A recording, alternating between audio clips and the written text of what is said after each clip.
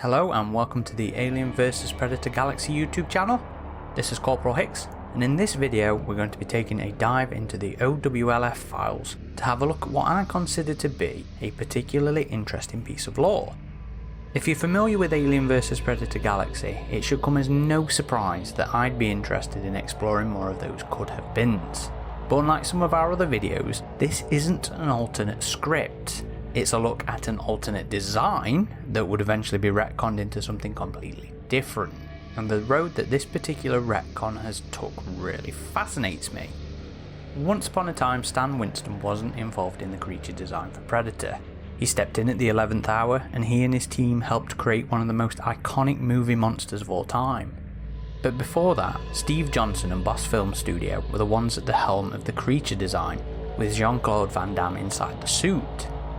I won't go into a breakdown of the behind the scenes regarding that particular design, but the Van Damme Predator has been something of a curiosity ever since. Some fans mistake Predator's River Ghost as a homage to this design. It's not. The River Ghost was deliberately inspired by the Guyver armour, but the red special effects version of the original suit did get a shout out during the trick or treat scenes in The Predator. But did you know that that design is now known as an Amengi? No? And what the hell are the Amengi? Unless you're a collector of NECA's action figures or a reader of the worst of the expanded universe, chances are this is something new to you. The Amengi were introduced in the very first and very awful original Predator novel Forever Midnight in 2006. Prior to this, the Predator novels had been adaptations of comics. The Amengi were definitely not intended to be Steve Johnson's take on the Predator. When we first encounter them in the novel, they are described as man-sized cockroaches, festooned with electronic devices. Their double-lobed heads were enclosed in a glass bubble, filled with a greenish gas constantly renewed by tanks that took the place of the wings that had been clipped away at infancy. The Amengi clicked about on their chitinous back legs as they used minute tools implanted in their forelegs to adjust the launcher. They stood on 4 back legs, reared to use their front legs, with their opposable hooks as manipulation digits. When NECA released their 100th Predator figure, the Alpha Predator, at the start of 2020, we saw a Predator that used elements of Van Damme's Predator's armour and a helmet. Also included in the figure was a sheet of background lore on who the Alpha Predator was, which also retconned the original Steve Johnson design to be that of Forever Midnight's Amengi. So who are the Amengi? According to that Alpha Predator lore sheet, thousands of years ago the Amengi were a technologically advanced insectoid race who had consumed their homeworld's natural resources and as a result had become nomadic, travelling from world to world, repeating that cycle of consumption until the Amengi arrived at the Predator's homeworld. At this point in their biological history, the Predators, they called themselves the Hish at this stage in their civilization, weren't the imposing physiological figures we know them as today.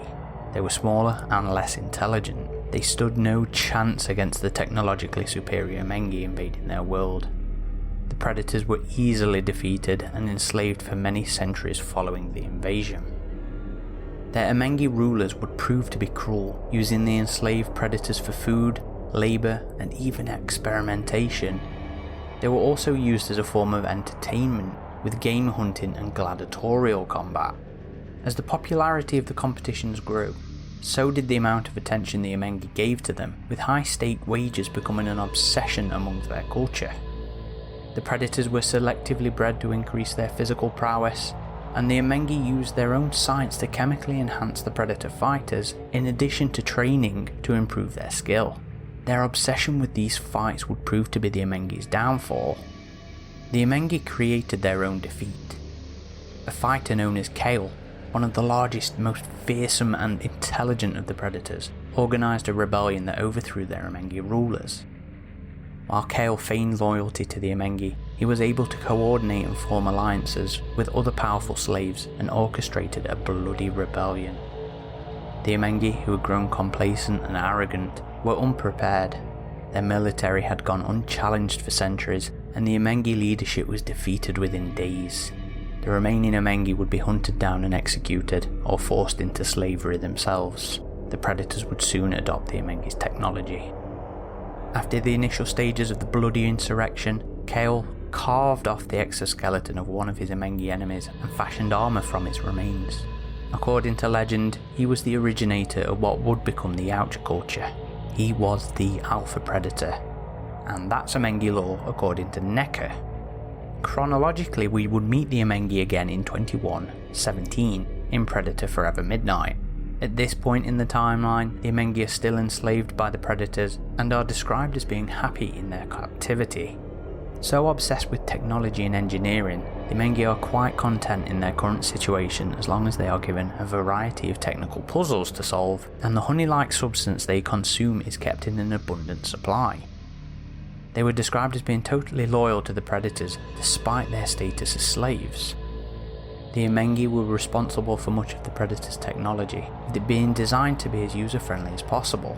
The insectoid aliens created a translation device, a recent invention at the time Forever Midnight takes place, the Mind Prober, and control devices that allowed the Predators to directly control the action of human colonists on the planet Midnight, also known to the Predators as Safari Planet 3998.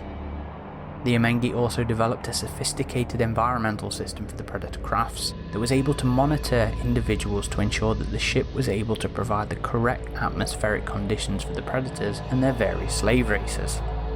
In Forever Midnight, the Amengi's specific atmospheric requirements were poisonous to most of the species, including the Predators, so they wore helmets at all times. The insectoids were employed on the surface of Midnight to oversee the technology being used below, and were also directly encountered aboard one of the Predator's short-range landers by the surviving members of the United Nations Interstellar Settlement Corps. They were promptly dispatched by point-blank shots into their environmental helmets, the helmets apparently not bulletproof. And that's it for the Amengi. I don't believe they were mentioned in the follow-up, and much better novel, Flesh and Blood, correct me if I'm wrong watchers, and they wouldn't be revisited after Forever Midnight until the release of the Alpha Predator.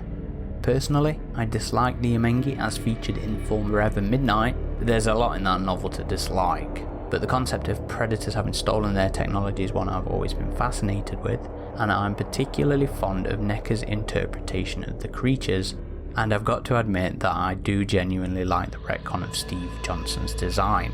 It's a deep cut that I really enjoy. How about everybody else out there? Be sure to let us know in the comment section below. If this is your first time on our channel, please be sure to check out our other content, and if you enjoy what we do, please like the videos and subscribe to the channel. We're on all the social media outlets as Alien vs Predator Galaxy, or AVP Galaxy, and you can also find the hub of our activity on avpgalaxy.net, where we have active message boards where you can interact with other fans. This has been Corporal Hicks, and thank you for watching.